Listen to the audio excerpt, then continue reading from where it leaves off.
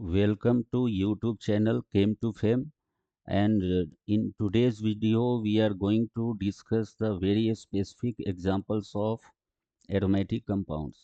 First example में हम लोग देखें कि ये जो साइक्लिक मॉलिक्यूल है ये एरोमेटिक है या नहीं है।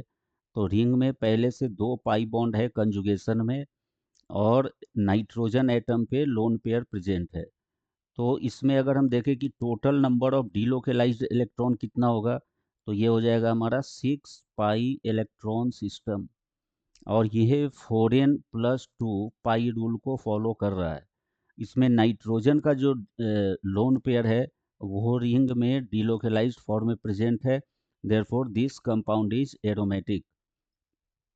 सेकेंड मॉलिक्यूल में अगर हम देखें तो फर्स्ट रिंग जो है वो 3 5 बॉन्ड कंजुगेटेड सिस्टम में है, कंटेन कर रहा है, और सेकेंड रिंग में कार्बन एटम पे निगेटिव चार्ज है और ये पाई बॉन्ड है। तो ये निगेटिव चार्ज और पाई बॉन्ड है कंजुगेशन में, मतलब ये निगेटिव चार्ज डीलोकेलाइज सिस्टम का पार्ट हो गया। इसलिए इस पूरे कंप्लीट मॉलिक्यूल में जो हमारे पास total number of delocalized electron होगा दैट इज इक्वल टू 10।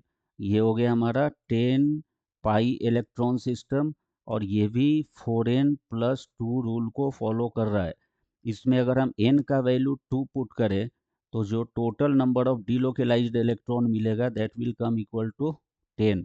इसलिए सेकेंड मॉलिक्यूल भी हमारा एरोमेटिक कंपाउंड है।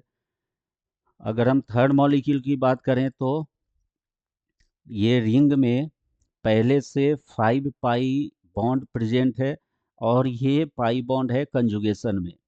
अब यहाँ पे हम देख रहे हैं कि ऑक्सीजन जो है वो दो लोन पेयर के साथ है प्रेजेंट, लेकिन ये ऑक्सीजन का जो लोन पेयर है वो डीलोकेलाइजेशन में पार्टिसिपेट नहीं करेगा, क्योंकि this lone pair is not present in ring. ये रिंग का पार्ट नहीं है, इसलिए हम इसको डीलोकेलाइजेशन में काउंट नहीं करेंगे। इसलिए यहाँ पे टोटल 5 बॉन्ड कंजुगेटेड सिस्टम में है प्रेजेंट, और ये 5 पाई बॉन्ड का 10 इलेक्ट्रॉन हो गया।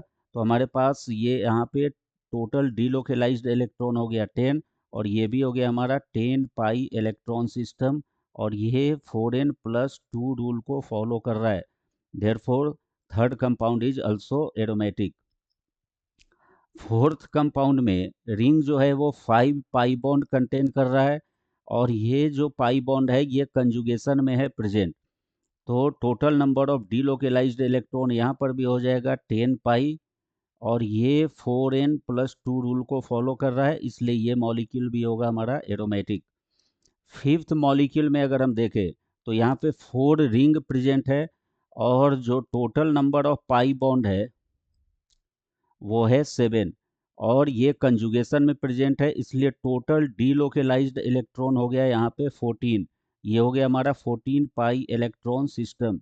और ये अगर हम चेक करें कि 4n+2 रूल को फॉलो कर रहा है कि नहीं, तो 4n+2 रूल में अगर हम n का वैल्यू पुट करें यहाँ पे 3, तो total number of delocalized electron आ जाएगा 14, और ये भी हो गया हमारा एरोमेटिक कंपाउंड। लास्ट मॉलिक्यूल में अगर हम देखें तो ये कार्बन कार्बन के बीच में ट्रिपल बॉन्ड है प्रेजेंट, लेकिन ये जो एक्सटर्नल पाई बॉन्ड है that is not the part of ring, इसलिए हम इसको काउंट नहीं करेंगे।